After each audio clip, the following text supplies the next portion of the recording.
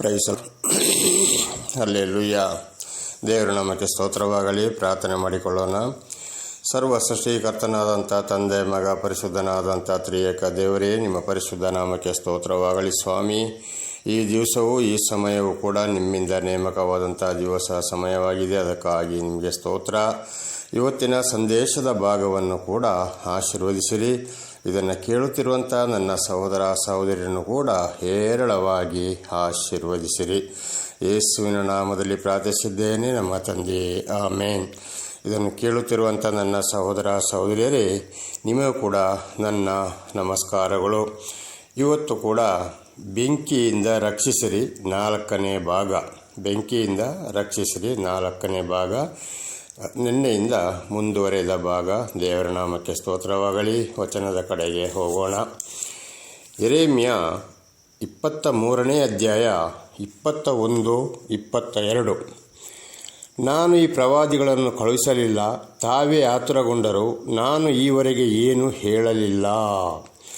ಆದರೆ ಈ ಸುಳ್ಳು ಹೇಳೋರು, ಮೋಸ ಮಾಡೋರು, ವಂಚನೆ ಮಾಡೋರು, ಸ್ಟೈಲ್ ಮಾಡೋರು, ದುಡ್ಡಿಗಾಗಿ ಆಸೆ ಪಡೋರು, ಪ್ರೀತಿಸುವವರನ್ನೇ ಪ್ರೀತಿಸುವವರು, ಬಡವರನ್ನು ದೂರ ತಳ್ಳುವವರು, ಇಂಥವರನ್ನು ನಾನು ನಿಮ್ಮಲ್ಲಿ ಕಳಿಸಲಿಲ್ಲ. ನಾವೇ ಬರ್ತೀವಿ, ನಾವೇ ಒಂದು ಸೇವಕರುಗಳು, ನಾವೇ ಹೋಗ್ತೀವಿ, ಅಥವಾ ನಾವೇ ಒಂದು ಪ್ರವಾದಿಗಳು, ಯಾಜಕರುಗಳು ಅಂತ ಹೇಳಿ ಇವರೇ ಬರ್ತಾ ಇದ್ದಾರೆ ಹೊರತು ನಾನು ಇವರನ್ನು ಕಳಿಸಲಿಲ್ಲ. 22ನೇ ವಚನ, ತಾವೇ ಪ್ರವಾದಿಸಿದರು, ಆದರೆ ಇವರೇ ಹೇಳಿದರು ಹೊರತು ನಾನು ಇವರನ್ನು ಕಳಿಸಲಿಲ್ಲ, ಇವರಿಗೆ ನನ್ನ ಜ್ಞಾನವನ್ನು ಕೂಡ ಕೊಡಲಿಲ್ಲ, ಇವರೇ ಬಂದರು ಎಂಬುದಾಗಿ. ಇವರು ನನ್ನ ಆಲೋಚನಾ ಸಭೆಯಲ್ಲಿ ನಿಂತಿದ್ದರೆ ನನ್ನ ಮಾತುಗಳನ್ನು ನನ್ನ ಜನರ ಕಿವಿಗೆ ಮುಟ್ಟಿಸಿ ಅವರನ್ನು ಅವರ ದುರ್ಮಾರ್ಗದಿಂದಲೂ ದುಷ್ಕೃತ್ಯಗಳಿಂದಲೂ ತಪ್ಪಿಸುತ್ತಿದ್ದರು. ನಾನು ಇವರನ್ನು ಕರೆದಿದ್ದರೆ, ನನ್ನ ಆಲೋಚನೆ ಇವರಿಗೆ ಕೊಟ್ಟಿದ್ದರೆ, ನಾನು ಇವರನ್ನು ಆರಿಸಿಕೊಂಡಿದ್ದರೆ, ಸರಿಯಾಗಿ ಕಷ್ಟ, ಸಂಕಟ, ದುಃಖಗಳಲ್ಲಿ ಶಾಪ ವಿಮೋಚನೆಗಾಗಿಯೂ ಕೂಡ ಸರಿಯಾದ ನನ್ನ ಮಾತುಗಳನ್ನು ಅವರಿಗೆ ಪ್ರತಿಯೊಂದನ್ನು, ಶಾಪ ಯಾವುದು, ಆಶೀರ್ವಾದ ಯಾವುದು, ಎಲ್ಲಿ ತಪ್ಪಿದ್ದೀರಿ, ಎಲ್ಲಿ ಹೋಗಿದ್ದೀರಿ ಅಂತ ಹೇಳಿ ಜನಗಳನ್ನು ಹಾದಿಯಿಂದ ತಪ್ಪಿಸಿ ಅವರನ್ನೊಂದು ಸತ್ಯ ಮಾರ್ಗಕ್ಕೆ ನಡೆಸುತ್ತಿದ್ದರು, ನನ್ನ ಕಡೆಗೆ ನಡೆಸ್ತಾ ಇದ್ದರು. ಆದರೆ ಇವರು ಹಣ ಸಂಪಾದನೆಗಾಗಿ, ಇವರ ಒಂದು ಸ್ವಾರ್ಥ ಜೀವನಕ್ಕಾಗಿ, ಇವರ ಹೆಂಡತಿ ಮಕ್ಕಳೊಂದು ಉಪಯೋಗಕ್ಕಾಗಿ ಇವರು ಸುಳ್ಳಾಗಿ ಹೇಳಿಕೊಂಡು ಯಾರು ಪ್ರೀತಿ ಮಾಡ್ತಾರೆ, ಯಾರು ಜಾಸ್ತಿ ದುಡ್ಡು ಕೊಡ್ತಾರೆ ಅವರ ಬಳಿಗೆ ಹೋಗ್ತಾರೆ ಅಂತೇಳುವಂಥ ನೆನ್ನೆಯ ಸಂದೇಶದಲ್ಲಿ ತಿಳ್ಕೊಂಡಿದ್ದೇವೆ. ಆದ್ದರಿಂದ ಇಂಥವರನ್ನು ದೇವರು ಕಳಿಸಲಿಲ್ಲ. ಯಾರು ಸತ್ಯವನ್ನು ತಿಳಿಯದೆ ಬರೀ ಆಶೀರ್ವಾದವನ್ನೇ ಹೇಳ್ತಾ ಹೋಗ್ತಾರೆ, ಯಾವುದೇ ಕಷ್ಟ ಸಂಕಟ ತಪ್ಪು ಮಾಡಿದರೂ ನಿಮಗೆ ಆಶೀರ್ವಾದ ಪ್ರಾರ್ಥನೆ ಮಾಡಿ ಇಂಥಲ್ಲಿ ತಪ್ಪಿ ಹೋಗಿದ್ದೀಯ ಅಂತೇಳಿ ಕಡಾಖಂಡಿತವಾಗಿ ತಿಳಿಸುವುದಿಲ್ಲ. ಇಂಥವ್ರನ್ನು ನಾವು ಕಳಿಸಲಿಲ್ಲ. ನನ್ನ ಆಲೋಚನೆ ಸಭೆಯಲ್ಲಿ ಇರಲಿಲ್ಲ, ಇವರನ್ನು ನಾನು ಕರೆಯಲಿಲ್ಲ ಎಂಬುದಾಗಿ ದೇವರ ವಚನ ಈವರೆಗೆ ನಮಗೆ ತಿಳಿಸಿದೆ. ದೇವರ ನಾಮಕ್ಕೆ ಸ್ತೋತ್ರವಾಗಲಿ. ಹಾಗೆ ಮುಂದೆ ಅದರಲ್ಲಿ ಯೆರೆಮೀಯ 23, 25ರಿಂದ 29ರವರೆಗೆ ನೋಡ್ಕೊಳ್ಳೋಣ. ನನಗೆ ಕನಸು ಬಿತ್ತು ಎಂದು ನನ್ನ ಹೆಸರಿನಿಂದ ಸುಳ್ಳಾಗಿ ಪ್ರವಾದಿಸುವ ಪ್ರವಾದಿಗಳ ನುಡಿಯನ್ನು ಕೇಳಿದ್ದೇನೆ. ಇವರ ಪಿತೃಗಳು ಬಾಲನನ್ನು ಸೇರಿ ನನ್ನ ಹೆಸರನ್ನು ಮರೆತ ಕಾರಣ ಈ ಪ್ರವಾದಿಗಳು ಸ್ವಹೃದಯ ಕಲ್ಪಿತ ಮೋಸವನ್ನು ಪ್ರಕಟಿಸುತ್ತಾ ತಾವು ತಮ್ಮ ನೆರೆಹೊರೆಯವರಿಗೆ ತಿಳಿಸುವ ತಮ್ಮ ಕನಸುಗಳ ಮೂಲಕ ನನ್ನ ಜನರು ನನ್ನ ಹೆಸರನ್ನು ಮರೆಯುವಂತೆ ಮಾಡಬೇಕೆಂದು ಆಲೋಚಿಸಿಕೊಂಡಿದ್ದಾರಲ್ಲ. ಆದರೆ ನನಗೆ ಕನಸು ಬಿತ್ತು, ಆ ಕನಸು ಬಿತ್ತು, ಈ ಕನಸು ಬಿತ್ತು, ಅಲ್ಲಿ ಬಿತ್ತು, ಇಲ್ಲಿ ಬಿತ್ತು, ಹಾಗೆ ಹೇಳ್ತಾರೆ, ಹೀಗೆ ಹೇಳ್ತಾರೆ ಅಂತ ಹೇಳ್ಕೊಂಡು ಹೋಗ್ತಾರೆ. ಆದರೆ ಇವರು ಭಾಳ ಪ್ರವಾದಿ ಅಂದರೆ ಇವರು ಸೈತಾನೊಂದಿಗಿದ್ದಾರೆ, ಸೈತಾನ ಇವರಲ್ಲಿ ಕಾರ್ಯ ಮಾಡ್ತಾ ಇದ್ದಾನೆ ಎಂಬುದಾಗಿ ಈ ವಚನದ ಅರ್ಥವಾಗಿದೆ. ಮೋಸವನ್ನೇ ಪ್ರಕಟಿಸುತ್ತಾ ಬರ್ತಾರೆ, ಇದ್ದ ವಿಷಯವನ್ನು ಇದ್ದಾಗಿ ಹೇಳುವುದಿಲ್ಲ. 27ನೇ ವಚನ, ಇಂಥ ಯೋಚನೆ ಸುಳ್ಳಾಗಿ ಪ್ರವಾದಿಸುವ ಈ ಪ್ರವಾದಿಗಳ ಹೃದಯದಲ್ಲಿ ಎಂದಿನವರೆಗೆ ಇರುವುದು. ಕನಸು ಕಂಡ ಪ್ರವಾದಿಯು ಕನಸನ್ನು ತಿಳಿಸಿದರೆ ತಿಳಿಸಲಿ, ನನ್ನ ಮಾತನ್ನು ಕೇಳಿದವನೋ ನನ್ನ ಮಾತನ್ನು ಯಥಾರ್ಥವಾಗಿ ನುಡಿಯಲಿ. ಆದರೆ ನಿಜವಾಗಿ ನನ್ನಿಂದ ಕಂಡಂಥ ಕನಸು ಅದನ್ನು ತಿಳಿಸಲಿ, ಸತ್ಯವಾಗಿ ಹೇಳಲಿ, ಸುಳ್ಳು ಹೇಳುವುದು ಬೇಡ. ಕನಸು ಬಿತ್ತೆಂಬುದಾಗಿ. ಹಾಗಾದರೆ ಅರ್ಥ, ದೇವರಿಂದಲೂ ಕನಸು ಬೀಳುತ್ತದೆ, ಆದರೆ ಬಿದ್ದಾಗಿ ಹೇಳಲಿ, ಸತ್ಯವನ್ನು ಹೇಳಲಿ, ಸುಳ್ಳನ್ನು ಹೇಳುವುದು ಬೇಡ. ಹೊಟ್ಟೆಯಲ್ಲಿ ಕಾಲಲ್ಲಿ ನನ್ನ ವಾಕ್ಯವು ಬೆಂಕಿಗೂ ಬಂಡೆಯನ್ನು ಒಡೆದು ಬಿಡುವ ಚಮಟಿಗೂ ಸಮಾನವಾಗಿದೆಯಲ್ಲ. ಯೆಹೋವನು ಇದನ್ನು ನುಡಿದಿದ್ದಾನೆ. ಹೀಗೆ ಸುಳ್ಳು ಸುಳ್ಳು ಹೇಳಿಕೊಂಡು ಹೋಗುವವರನ್ನು ಬೆಂಕಿ ಯಾವ ರೀತಿ ಕೆಟ್ಟದನ್ನೊಂದು ಮುಳ್ಳುಗಿಡವನ್ನು ಸುಡುತ್ತದೋ ಹಾಗೆ ಬಂಡೆಯನ್ನು ಯಾವ ರೀತಿ ಚಮಟಿ ಒಡೆದು ಚೂರು ಮಾಡ್ತದೋ ಅದಕ್ಕೆ ಸಮಾನವಾಗಿದೆ ವಾಕ್ಯ. ಈ ಸುಳ್ಳು ಸುಳ್ಳು ಹೇಳಿ ಪ್ರವಾದಿಸುವವರನ್ನು ಮೋಸ ಮಾಡುವವರನ್ನು ಸರಿಯಾದ ಶಿಕ್ಷೆಗೆ ಒಳಪಡಿಸ್ತೇನೆ ಎಂಬುದಾಗಿದೆ. ಇದರ ಅರ್ಥ. ದೇವರ ನಾಮಕ್ಕೆ ಸ್ತೋತ್ರವಾಗಲಿ. ಹಲ್ಲೆಲೂಯಾ. ಹಾಗೆ ಮುಂದಿನ ವಚನಗಳಿಗೆ ಹೋಗೋಣ. ಯೆಹೆಜ್ಕೇಲ 13ನೇ ಅಧ್ಯಾಯ 1-7. ಯೆಹೆಜ್ಕೇಲ 13:1-7. ಯೆಹೋವನು ಈ ವಾಕ್ಯವನ್ನು ನನಗೆ ದಯಪಾಲಿಸಿದನು. ನರಪುತ್ರನೇ, ಪ್ರವಾದನೆ ಮಾಡಿ ಸ್ವಕಲ್ಪಿತವಾದದ್ದನ್ನೇ ಸಾರುತ್ತಲಿರುವ ಇಸ್ರೇಲಿನ ಪ್ರವಾದಿಗಳಿಗೆ ಖಂಡನೆಯಾಗಿ ನೀನು ಪ್ರವಾದಿಸುತ್ತಾ ಹೀಗೆ ಹೇಳು. ಯೆಹೋವನ ವಾಕ್ಯವನ್ನು ಕೇಳಿರಿ. ಕರ್ತನಾದ ಯೆಹೋವನು ಇಂತೆನ್ನುತ್ತಾನೆ, ಯಾವ ಸಾಕ್ಷಾತ್ಕಾರವಿಲ್ಲದೆ ಸ್ವಬುದ್ಧಿಯನ್ನೇ ಅನುಸರಿಸುವ ಮೂರ್ಖ ಪ್ರವಾದಿಗಳ ಗತಿಯನ್ನು ಏನೆಂದು ಹೇಳಲಿ. ಆದರೆ ಯೆರೆಮೀಯನಿಗೆ ಹೇಳ್ತಾ ಇದ್ದಾರೆ, ಅವರಿಗೆ ನೋಡಿ, ಈ ಮಾತನ್ನು ಹೇಳು. ನನ್ನ ಮಾತಲ್ಲದೆ ಸ್ವಂತ ಬುದ್ಧಿಯನ್ನೇ ಉಪಯೋಗಿಸಿ ಇವರು ಜನರನ್ನು ಕೆಡಿಸ್ತಾ ಇದ್ದಾರೆ. ಇವರು ಮೂರ್ಖ ಪ್ರವಾದಿಗಳು. ಆದರೆ ದೇವರ ವಾಕ್ಯವನ್ನು ಕೇಳಿ ಅಂತ ಹೇಳ್ತಾ ಇದ್ದಾರೆ ಅಂತೇಳಿ ಈ ವಾಕ್ಯ ನಮಗೆ ತಿಳಿಸಲ್ಪಡುತ್ತದೆ. ಇಸ್ರಾಯೇಲೇ, ನಿನ್ನ ಪ್ರವಾದಿಗಳು ಹಾಳು ಪ್ರದೇಶಗಳಿಂದ ನರಿಗಳಂತಿದ್ದಾರೆ. ಯೆಹೋವನ ದಿನದಲ್ಲಿ ಯುದ್ಧಕ್ಕೆ ನಿಲ್ಲಬೇಕೆಂದು ನೀವು ಪೌಳಿಯ ಒಡಕುಗಳನ್ನು ಏರಲಿಲ್ಲ. ಇಸ್ರಾಯೇಲ್ ವಂಶದ ರಕ್ಷಣೆಗಾಗಿ ಗೋಡೆಯನ್ನು ಗಟ್ಟಿ ಮಾಡಲೂ ಇಲ್ಲ. ಯೆಹೋವನು ಇಂತೆನ್ನುತ್ತಾನೆ ಎಂದು ನುಡಿಯವರಿಗಾದ ದರ್ಶನ ಮಿಥ್ಯ, ಕೇಳಿಸಿದ ಕಣಿ ಸುಳ್ಳು. ಯೆಹೋವನವರನ್ನು ಕಳುಹಿಸಲಿಲ್ಲ. ತಾವು ನುಡಿದ ಮಾತು ನೆರವೇರುವುದೆಂದು ಸುಮ್ಮನೆ ನಿರೀಕ್ಷಿಸಿಕೊಂಡಿದ್ದಾರೆ. ನಾನು ಮಾತಾಡದೆ ಹೋದರೂ ಯೆಹೋವನು ಇಂತೆನ್ನುತ್ತಾನೆಂದು ನುಡಿಯುತ್ತಿರುವ ನಿಮಗೆ ಆದ ದರ್ಶನವು ಮಿಥ್ಯ, ನೀವು ಹೇಳಿದ ಕಣಿಯು ಸುಳ್ಳು. ಇದು ಸುಳ್ಳು. ಪ್ರವಾದಿಗಳಿಗೆ ಬೋಧಕರಿಗೆ ಯೆಹೆಜ್ಕೇಲನ ಮುಖಾಂತರ ದೇವರು ಹೇಳಿದಂಥ ಮಾತು, ನೀವು ಹೇಳಿದ್ದು ಮಾಡಿದ್ದು ಎಲ್ಲ ಸುಳ್ಳೇ. ನಾನು ನಿಮ್ಮನ್ನು ಕರೆದಿಲ್ಲ, ನಿಮಗೆ ತಿಳಿಸಲಿಲ್ಲ. ನಿಮ್ಮ ವ್ಯರ್ಥ ನಿರೀಕ್ಷೆ ಇದು, ಕಣಿ ಹೇಳುವಂಥದ್ದು, ಜ್ಯೋತಿಷ್ಯ ಹೇಳುವಂಥದ್ದು ಎಂಬುದಾಗಿ. ಹಾಗೆ ಇದನ್ನು ನಾವು ಈ ವಚನಗಳನ್ನು ಈಗ ಅರ್ಥ ಮಾಡಿಕೊಳ್ಳುವಾಗ ಅನೇಕ ಬೋಧಕರುಗಳು ಇವತ್ತು ದೇವ್ರ ನಂತರ ಅಲ್ಲಿ ಮಾತಾಡ್ದ, ಇಲ್ಲಿ ಮಾತಾಡ್ದ, ಹಾಗೆ ಹೇಳ್ದ, ಹೀಗೆ ಹೇಳ್ದ, ನಿನ್ನ ಭವಿಷ್ಯತ್ತು ಒಳ್ಳೆಯದಾಗ್ತದೆ, ದೇವರ ಆಶೀರ್ವಾದ. ಏನೇ ಅವರು ತಪ್ಪು ಮಾಡಲಿ, ಕೆಟ್ಟದ್ದು ಮಾಡಿರಲಿ, ಏನೇ ಮಾಡಿರಲಿ, ಅವರು ಚೆನ್ನಾಗಿ ಕಂಡ್ರೆ ಸಾಕು, ದುಡ್ಡು ಕೊಟ್ಟರೆ ಸಾಕು, ದೇವರು ನಿನ್ನೊಂದಿಗಿದ್ದಾನೆ ಅಂಥೇಳಿ ಅವರನ್ನು ವಂಚಿಸೋರಾಗಿದ್ದಾರೆ. ಆದ್ದರಿಂದ ಇವರು ಒಂದು ಜ್ಯೋತಿಷ್ಯ ಹೇಳೋರು ಆಗಿದ್ದಾರೆ. ಬಾಳನ ಒಂದು ಪ್ರವಾದಿಗಳು ಅಂತೇಳಿ ಹಿಂದಿನ ವಚನದಲ್ಲಿ ತಿಳ್ಕೊಂಡಿದ್ದೇವೆ. ಇವರಲ್ಲಿ ಸೈತಾನ ಕಾರ್ಯ ಮಾಡ್ತಾ ಇದ್ದಾನೆ. ಇವರು ಸೈತಾನೊಂದಿಗೆ ಒಡಂಬಡಿಕೆಯು ಕೂಡ ಮಾಡಿಕೊಂಡಿದ್ದಾರೆ ಎಂಬುದಾಗಿ ಬೇರೆ ವಚನಗಳು ನಮಗೆ ತಿಳಿಸಲ್ಪಡ್ತದೆ. ಇದರ ಬಗ್ಗೆ ಕೂಡ ಬಹಳ ಎಚ್ಚರವಾಗಿದ್ದು ಇಂಥ ಬೆಂಕಿಯನ್ನೆಂದರೆ ಸುಳ್ಳು ಬೋಧಕರನ್ನು, ಪ್ರವಾದಿಯನ್ನು ಕಂಡುಹಿಡಿಯಬೇಕಾಗಿದೆ. ದೇವರ ನಾಮಕ್ಕೆ ಸ್ತೋತ್ರವಾಗಲಿ. ಹಲ್ಲೆಲೂಯಾ. ಮುಂದಿನ ವಚನಕ್ಕೆ ಹೋಗೋಣ. ಯೆಹೆಜ್ಕೇಲ 22ನೇ ಅಧ್ಯಾಯ 11ನೇ ವಚನ. ನಿನ್ನಲ್ಲಿ ಒಬ್ಬನು ನೆರೆಯವನ ಹೆಂಡತಿಯಲ್ಲಿ ದುರಾಚಾರ ನಡೆಸಿದ್ದಾನೆ, ಇನ್ನೊಬ್ಬನು ಆ ಕೃತ್ಯ ಮಾಡಿ ಸೊಸೆಯನ್ನು ಕೆಡಿಸಿದ್ದಾನೆ, ಮತ್ತೊಬ್ಬನು ನನ್ನ ತಂದೆಯ ಮಗಳೇ ಆದ ತಂಗಿಯ ಮಾನವನ್ನು ಕೆಡಿಸಿದ್ದಾನೆ. 22. ನಿನ್ನವರು ರಕ್ತ ಸುರಿಸುವುದಕ್ಕೆ ಲಂಚ ತೆಗೆದುಕೊಂಡಿದ್ದಾರೆ. ನಿನ್ನವರು ಸಾಲಕ್ಕೆ ಬಡ್ಡಿ ತೆಗೆದುಕೊಂಡು ಲಾಭಕ್ಕೆ ಹಣ ಕೊಟ್ಟು ತಮ್ಮ ನೆರೆಯವನನ್ನು ಬಾಧಿಸಿ ದೋಚಿಕೊಂಡು ಮತ್ತು ಮರೆತೇ ಬಿಟ್ಟಿದ್ದಾರೆ. ಇದು ಕರ್ತನಾದ ಯೆಹೋವನ ನುಡಿ. ನಮಗೆ ಸ್ತೋತ್ರವಾಗಲಿ. ಇವತ್ತು ಅನೇಕರು ಹೆಂಡತಿಯರಿದ್ದರೂ ಕೂಡ ಅನೈತಿಕ ಸಂಪರ್ಕದಲ್ಲಿದ್ದಾರೆ. ಮೊನ್ನೆ ತಾನೇ ಈಗೊಂದು ನಾವು ಮೊಬೈಲಲ್ಲಿ ನ್ಯೂಸಲ್ಲಿ ನೋಡಿದ್ದೀವಿ, ಒಂದು ಸೇವಕ ಒಂದು ಅನೈತಿಕ ಸಂಪರ್ಕದಲ್ಲಿ ಈಗ ಜೈಲು ಸೇರಿದ್ದೇನೆ. ಇತ್ತೀಚೆಗೆ 1 ವಾರವೂ ಕೂಡ ಆಗಲಿಲ್ಲ. ಹಾಗೆ ಈ ಒಂದು ವಿಚಾರ ಇದರಲ್ಲಿ ಕೂಡ ನಾವು ನೋಡುವಾಗ ಅನೇಕರು ಇವತ್ತು ಅನೈತಿಕ ಸಂಪರ್ಕದಲ್ಲಿದ್ದಾರೆ, ನಾವು ಸೇವಕರುಗಳು ಅಂತ ಹೇಳಿಕೊಂಡು. ಎರಡನೇದಾಗಿ ಏನು ಮಾಡ್ತಾ ಇದ್ದಾರೆ ಅಂದರೆ ಸಾಲಕ್ಕೆ ಬಡ್ಡಿ ಕೊಡ್ತಾ ಇದ್ದಾರೆ.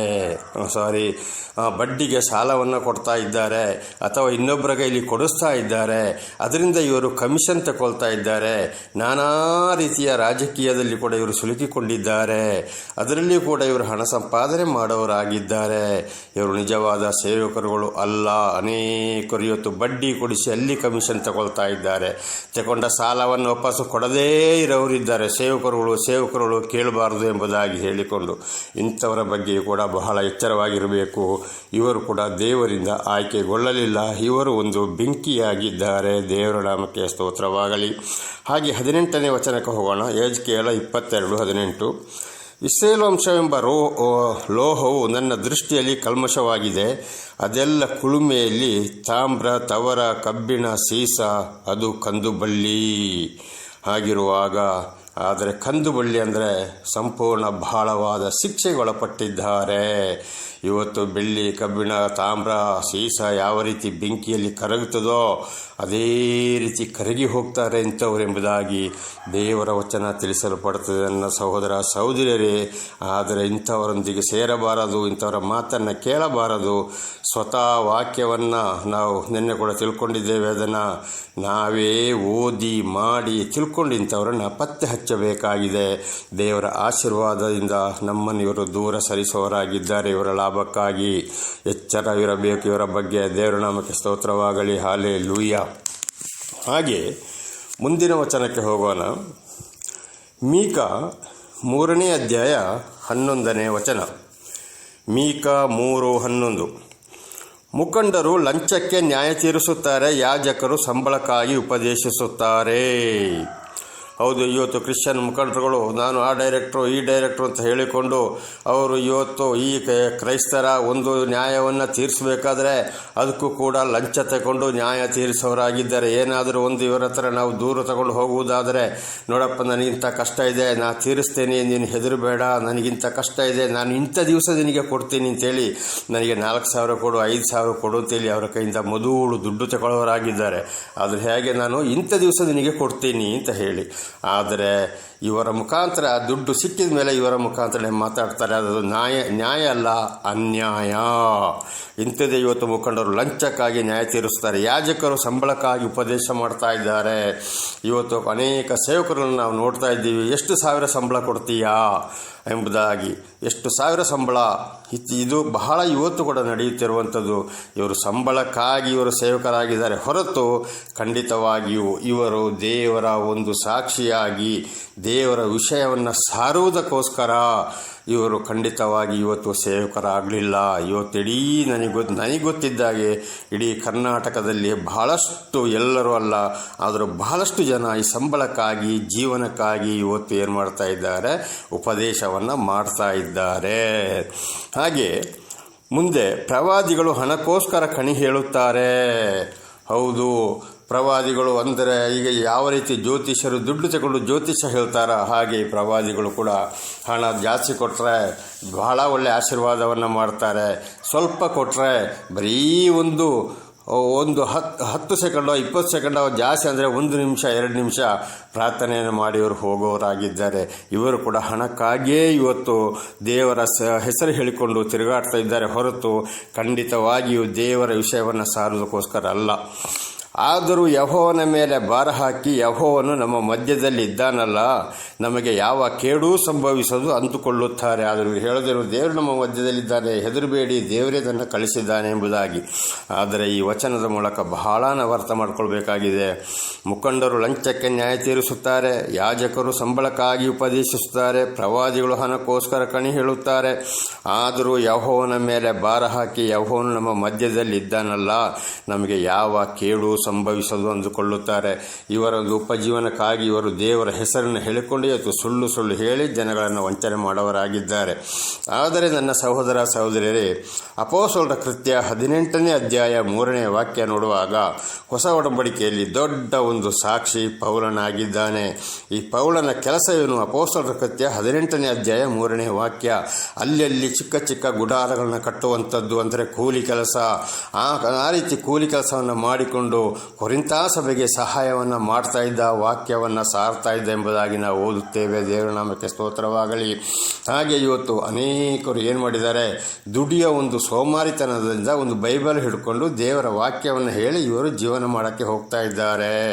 ಅವರು ಏನು ಕೊಡ್ತಾರೋ ಅದನ್ನು ತಗೊಂಡು ಬರ್ತಂದರೆ ಸೋಮಾರಿತನ, ದುಡಿಯೋಕ್ಕೆ ಇವರು ಹೋಗುವುದಿಲ್ಲ. ಹಾಗೆ ಇನ್ನೊಂದು ಕಡೆ ನಾವು ನೋಡುವಾಗ, ಕೊರಿಂಥರಿಗೆ ಬರೆದ ಸಭೆಯಲ್ಲಿ ಪುಸ್ತಕದಲ್ಲಿ ನಾವು ನೋಡುವಾಗ ಕೆಲವರು ಸುವಾರ್ತೆಯಿಂದಲೇ ಜೀವನ ಮಾಡಲಿ ಅಂತ ಇದೆ. ಆದರೆ ಅದು ವಯಸ್ಸಾದವರಿಗೆ. ಆಮೇಲೆ ಅವರು ಸಂಪೂರ್ಣವಾಗಿ ದೇವರ ಸತ್ಯವನ್ನು ತಿಳಿಸ್ತಾರೋ, ಸಂಪೂರ್ಣವಾಗಿ ಇಡೀ ದೇವರು ಅವರು ಅದಕ್ಕಾಗಿ ಮೀಸಲಿಟ್ಟಿದ್ದಾರೋ, ಅಂದರೆ ಅವರ ನಡೆ, ನುಡಿ, ಕ್ರಿಯೆ, ಮಾತು, ವಚನಗಳು ಪೂರ್ತಿ ಬೈಬಲಲ್ಲಿ ಇದ್ದಿದ್ದ ಹಾಗೆ ಬರ್ತದ. ಅಂದರೆ ವಯಸ್ಸಾಗಿದೆಯೋ ಇಂಥವರಿಗೆ ಮಾತ್ರ ಸುವಾರ್ತೆಯಲ್ಲಿ ಅವರು ಜೀವನ ಮಾಡಬೇಕು. ಸಭೆಯವರು ಅವರಿಗೆ ಕಾಣಿಕೆಯನ್ನು ಮತ್ತು ದಶಾಂಶವನ್ನು ಕೊಡಬೇಕು ಎಂಬುದಾಗಿ ದೇವರ ನಮಗೆ ಸ್ತೋತ್ರವಾಗಲಿ. ಹಾಗೆ ಇನ್ನೊಂದು ಕಡೆಗೆ ನಾವು ಇದನ್ನು ನೋಡುವಾಗ 2 ಥೆಸಲೋನಿಕ, ದೇವರು ನಮಗೆ ಸ್ತೋತ್ರವಾಗಲಿ, 2 ಥೆಸಲೋನಿಕ 3ನೇ ಅಧ್ಯಾಯ 6ರಿಂದ 15ರವರೆಗೆ ನೀವು ಓದಿಕೊಳ್ಳಿರಿ. 2 ಥೆಸಲೋನಿಕ 3ನೇ ಅಧ್ಯಾಯ 6ರಿಂದ 15ರವರೆಗೆ ನೋಡುವಾಗ, ಯಾರು ಕೆಲಸ ಮಾಡದೆ ಉಪಜೀವನವನ್ನು ನಡೆಸಿ ಇನ್ನೊಬ್ಬರ ಮೇಲೆ ಭಾರ ಹಾಕಿ ಇನ್ನೊಬ್ಬರ ಕೆಲಸ ಕಾರ್ಯಗಳಲ್ಲಿ ಯಾರು ಕಾಲ ಕಳೀತಾರೋ ಇಂಥವರ ಜೊತೆಯಲ್ಲಿ ನೀವು ಸೇರಬೇಡಿ. ಅಂಥವರ ಸವಾಸವೇ ನಿಮಗೆ ಬೇಡ. ಅವರಿಗೆ ನಾಚಿಕೆಯಾಗಬೇಕು. ಅವರು ದುಡಿದು ತಿನ್ನಲಿ, ದುಡಿಯದವನು ಉಣ್ಣಲೂ ಬಾರದು ಎಂಬುದಾಗಿ ಸ್ಪಷ್ಟವಾಗಿ ಬರೆಯಲ್ಪಟ್ಟಿದೆ. ನನ್ನ ಸಹೋದರ ಸಹೋದರಿಯರೇ, 2 ಥೆಸಲೋನಿಕ 3ನೇ ಅಧ್ಯಾಯ 6ರಿಂದ 15ರವರೆಗೆ ಅವರು ದುಡ್ದೇ ತಿನ್ನಲಿ, ಇನ್ನೊಬ್ಬರ ವಿಷಯದಲ್ಲಿ ತಲೆ ಹಾಕಿ ಅವರು ಜೀವನ ಮಾಡುವುದು ಬೇಡ. ದುಡಿಯದವನು ಉಣ್ಣಲೂ ಬಾರದು, ಅಂದರೆ ಊಟ ಮಾಡೋದು ಕೂಡ ಬೇಡ. ಇಂಥವರನ್ನು ಗುರುತು ಹಚ್ಚಿ ಅಂಥವರ ಸವಾಸವೇ ನಿಮಗೆ ಬೇಡ, ಅವರಿಗೆ ನಾಚಿಕೆ ಆಗಬೇಕು ಎಂಬುದಾಗಿ.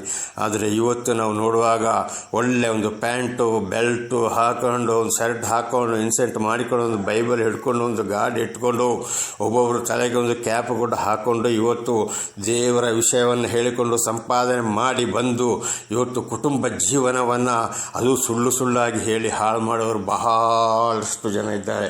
ಎಲ್ಲಿಯೋ ಅಪರೂಪದಲ್ಲಿ ಒಬ್ಬೊಬ್ಬರು ಸತ್ಯ ಸುವಾರ್ತೆಯನ್ನು ಸಾರಿ ದೇವರ ವಾಕ್ಯದ ಪ್ರಕಾರ ನಡೆಯೋರು ಕೂಡ ಇದ್ದಾರೆ. ದೇವರ ನಾಮಕ್ಕೆ ಸ್ತೋತ್ರವಾಗಲಿ. ಹಲ್ಲೆಲೂಯಾ. ಇವತ್ತಿನ ಸಂದೇಶದಲ್ಲಿ ಇಷ್ಟು ವಿಷಯವನ್ನು ತಿಳಿದುಕೊಳ್ಳಲು ದೇವರು ಆಶೀರ್ವಾದ ಮಾಡಿದ್ದರು. ಇವರು ಕೂಡ ಬೆಂಕಿಗೆ ಸಮಾನರಾಗಿದ್ದಾರೆ. ಇಂಥವರಿಂದ ಹೊರಬರಬೇಕಾಗಿದೆ, ತಿಳ್ಕೊಳ್ಬೇಕಾಗಿದೆ. ನಿನ್ನೆ ಕೂಡ ನಾನು ನಿಮಗೆ ಹೇಳಿದ್ದೇನೆ, ಇವತ್ತು ಕೂಡ ತಿಳಿಸ್ತಾ ಇದ್ದೀನಿ. ನಾನು ಹೇಳುವಂಥ ವಾಕ್ಯಗಳನ್ನು ಕೂಡ, ಅಂದರೆ ನನ್ನ ಬಾಯಲ್ಲಿ ದೇವರು ನುಡಿಸುವ ವಾಕ್ಯಗಳನ್ನು ಕೂಡ ನೀವು ಬರೆದು ಇಟ್ಟುಕೊಂಡು ಸಮಯ ಸಿಕ್ಕಿದಾಗ ಆಮೇಲೆ ಆದರೂ ನೀವು ಅದನ್ನು ಪರಿಶೋಧಿಸಬೇಕು. ಅಪೊಸ್ತಲರ ಕೃತ್ಯ 17ನೇ ಅಧ್ಯಾಯ 11ನೇ ವಾಕ್ಯದ ಪ್ರಕಾರ ನೀವು ಕೂಡ ಅದನ್ನು ಪರಿಶೋಧನೆ ಮಾಡೋರಾಗಿರಬೇಕು. ದೇವರ ನಾಮಕ್ಕೆ ಸ್ತೋತ್ರವಾಗಲಿ. ಹಾಗಾದರೆ ಮಾತ್ರ ನಾವು ದೇವರ ಆಶೀರ್ವಾದವನ್ನು ಪಡೆದುಕೊಳ್ಳಬಹುದು.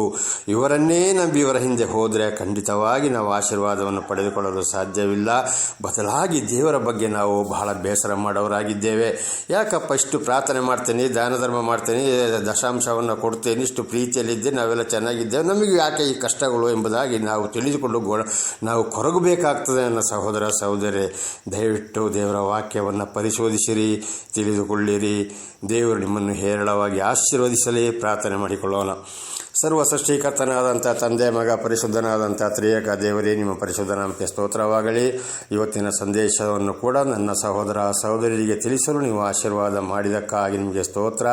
ಇದನ್ನು ಕೇಳಿದಂಥ ನನ್ನ ಸಹೋದರ ಸಹೋದರಿಯರು ಕೂಡ ಚೆನ್ನಾಗಿ ಈ ಸುಳ್ಳು ಬೋಧಕರನ್ನು, ಪ್ರವಾದಿಗಳನ್ನು ಅರ್ಥ ಮಾಡಿಕೊಳ್ಳುವ ಹಾಗೆ, ತಿಳಿದುಕೊಳ್ಳುವ ಹಾಗೆ ಅವರಿಗೂ ವಿಶೇಷವಾದ ಜ್ಞಾನವನ್ನು ಕೊಟ್ಟು ಅವರನ್ನು ಹೇರಳವಾಗಿ ಆಶೀರ್ವದಿಸಿರಿ.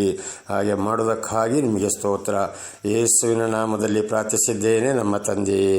ಆಮೇನ್, ಆಮೇನ್, ಆಮೇನ್. ಇದನ್ನು ಕೇಳಿದಂಥ ನನ್ನ ಸಹೋದರ ಸಹೋದರಿಯರೇ, ನಿಮಗೂ ನನ್ನ ಧನ್ಯವಾದಗಳು.